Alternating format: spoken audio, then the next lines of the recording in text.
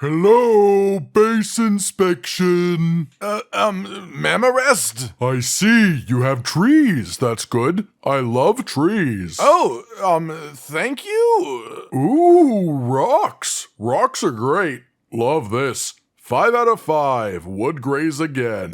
Well, then I guess you're welcome back anytime then. Not that I could stop you if I wanted to. Ladies, gentlemen, and pals of all ages, when it comes to your start within this game, it can be a bit overwhelming. There's tons of exploration to be had, combat, pal catching, and leveling to be done, but there's also the survival aspects, the base building, and even employing your pals to do what you command without pay or reward of any kind. There's another word for that. And for all of those things, the main focus really at the heart of it all is the pals. With so many people embarking on their first journey through the world of, well, the Palworld, let's talk about 10 surprisingly powerful pals that you can find relatively early on in your journey, with the idea being that all of these have set locations you can regularly find them before level 30, and I'll try to go in a sort of lower to higher level order so that you know which parts apply to you the most. First up then, let's talk about Dinome.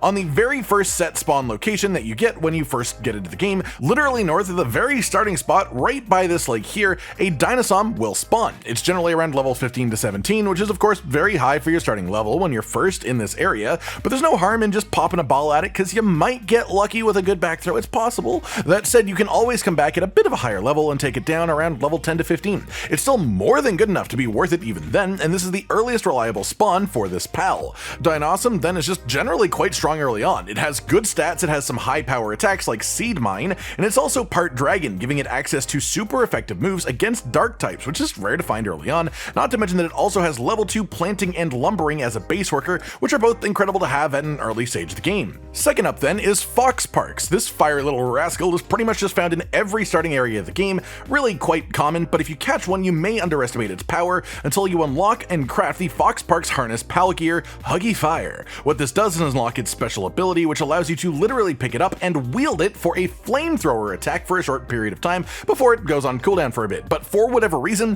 the flamethrower seems extremely effective compared to any other player combat, which makes sense. It is the damage of both the player and the pal simultaneously when in use, but it's just much more effective than you may imagine before making it. And on top of that, fire is the only element in the game that is super effective against two different pal types, being ice and grass, so it's even more valuable than a similar effect on a different damage type would be.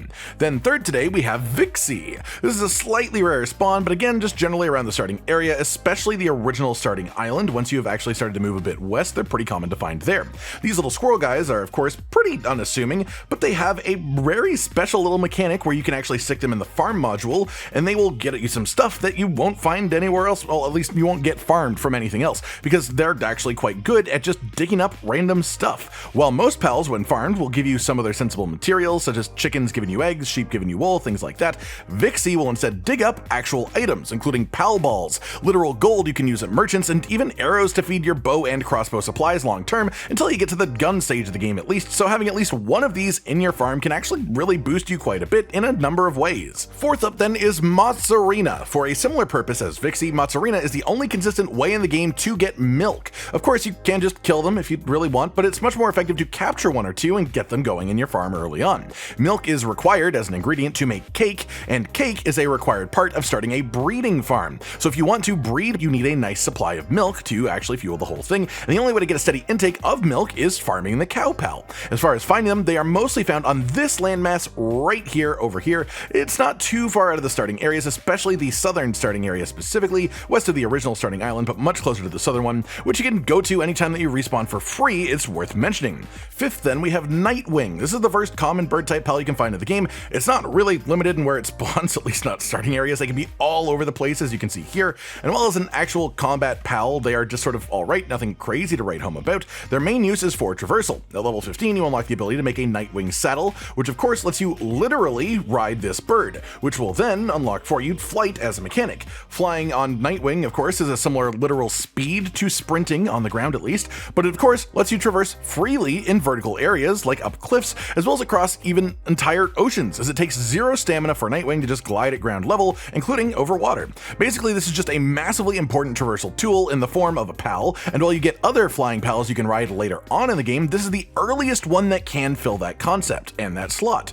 6th up then is the Peng King. As you progress northwest on the actual first starting island, you'll find this lovely little autumn section here, which is sort of red on the map, and in this corner of it here on the right, you will find the actual boss, Peng King. He is level 15, so you have to be ready to take him on, but this is as guaranteed as it gets, and you can capture him when he's low. Peng King then is level 2 water, he's level 2 handiwork, mining, cooling, and transport. So he not only fills a lot of different roles, but fills all of those at level 2, which is extremely helpful at this relatively early stage of the game, especially the mining part, honestly.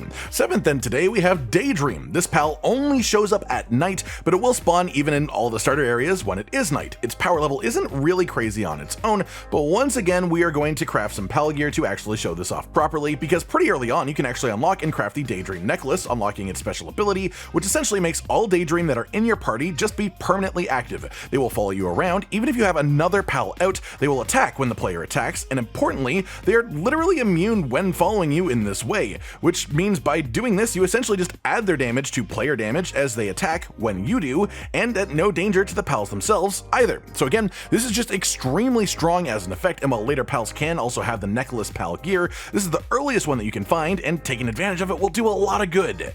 8th up today, getting into some fancier and further pals in, we have Loop Moon. This pal is found pretty much all over the central section of the map, specifically as soon as you get out of the starting areas, but it will only spawn at night specifically. Generally, the lowest level that you will find these is in the low 20s, so do be aware of that, but they are exceedingly worth getting early on, as their purpose in the base is literally solely handiwork level 2. Just this. This means if you slot them in as a base worker, they will help you with crafting and building and nothing else, as opposed to pals who have a lot of functions. They tend to get a bit distracted by trying to perform every one of them. This one will only help you craft and build, and with that you can sort of take advantage of it by even only putting it in as one of your workers when you need to build or craft to heavily speed up that process, then stick it back in the box and replace it with something else until you next need to build or craft. As simple as that. 9th then is Helzephyr, which is a pure dark type that has an insanely strong set of fire attacks. As far as finding this one then, it is once again only available at night. It will not spawn during the day, and this here is its spawn area up north towards the sort of center of the map in general. These are big, flying, glowing birds that look incredible, of course, but you should go out of your way to capture one that you'll find. It actually has the move called Flare Storm. What this is just a couple of gigantic flaming tornadoes that it will fling forwards. It doesn't always hit because it has a really long wind-up time, but it is an 80 power attack, which is insane, especially as the pal itself has a really high attack stat in general, and if you really want to just be a big base builder and ignore the combat effectiveness of this crazy strong pal, you could always stick him in the base because he does have level 3 transporting as well. Then finally today, our last pal of note is Elizabe. This pal spawns in similar locations to Helzephyr, though located a bit more easterly of that and a bit rarer to find. It's also found at all times of day though, and basically you just need to look for a pack of B-Guard, the smaller bee pal. If there are B-Guard around, there's a chance of spawning Elizabe, who is essentially just a leader of the smaller bees. They tend to be higher level than the rest, in the high 20s, which makes it a bit more of a task to actually catch them, but if you do, what you'll be rewarded with is an extremely strong pal in so many different ways. Elizabe is just generally a very strong combat pal as a whole, but also gains strength if you have B-Guard in your party. However, even without that, she has her own unique grass attack with 70 power, which is very dang solid, honestly, and even if aside from using her as an actual combat pal, she is also exceptional at the base too, with level 2 planting, handiwork, and gathering, as well as level 1 lumbering, but the actually really solid medicine production level 2. Medicine production pals aren't common by any means, and having a level 2 one is incredible, so having even one Elizabe just in your box, even for situational use, is a pretty big deal. Then that just about does it for today then everyone. 10 surprisingly strong pals you can get before level 30, strength of course to find in a few varying ways, but all of them guaranteed to make your experience in the game significantly easier in one way or another. I hope you've enjoyed this and hopefully it's given you some inspiration to go out and grab some of the pals in question here.